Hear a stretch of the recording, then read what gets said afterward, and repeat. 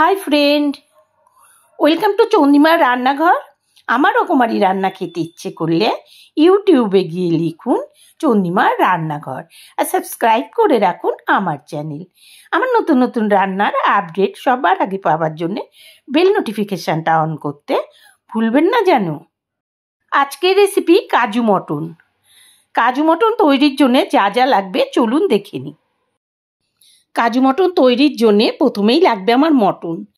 এখানে আমি 700 গ্রামের মতো মটন নিয়ে নিয়েছি।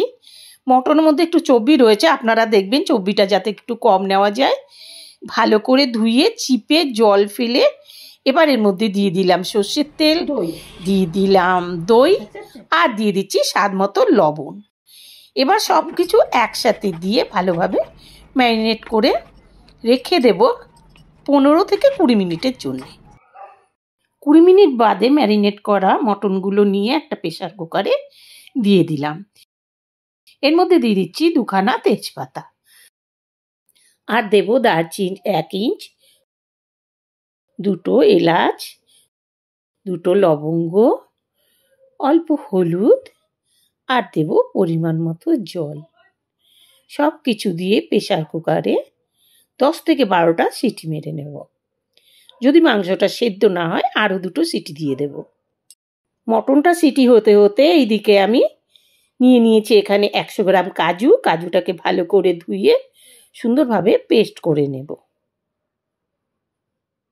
যে পেস্ট করা হয়ে গিয়েছে, এইদিকে কাজু মটন তৈরির মশলাটা আমি প্লেটে সাজিয়ে নিয়েছি। এবার এইগুলোকে পেস্ট করে নেব। 1/2 চামচ ধনে, 1/2 চামচ জিরে, আদাটাকে কুচিয়ে এইভাবে দিয়েছি,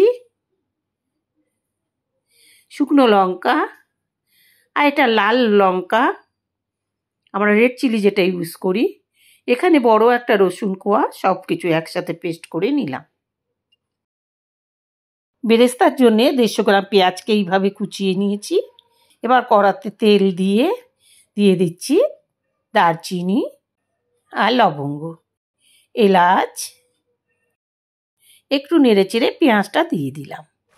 এবারে পেঁয়াজটাকে গ্যাসে ফ্লেম মিডিয়াম রেখে লাল করে পেঁয়াজটাকে ভেজে নিতে হবে।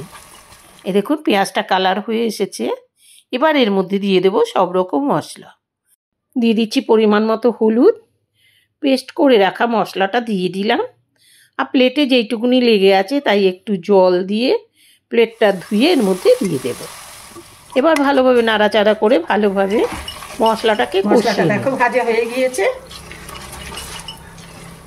সুন্দর ভাজা হয়ে গিয়েছে মশলা।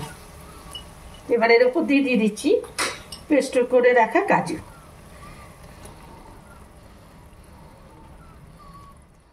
কাজু পেস্ট দেওয়া হয়ে গেলে এর মধ্যে দিয়ে দিচ্ছি 2 চামচ টমেটো সস। এবারে মশলার সাথে কাজু পেস্টটা ভালোভাবে মিশিয়ে দিয়ে ভালোভাবে আবার কষিয়ে নেব 2-4 মিনিট। এর মধ্যে প্লেটে আর একটু যা মশলা লেগে আছে সেটাকেও ধুয়ে আমি এর মধ্যে দিয়ে দিচ্ছি।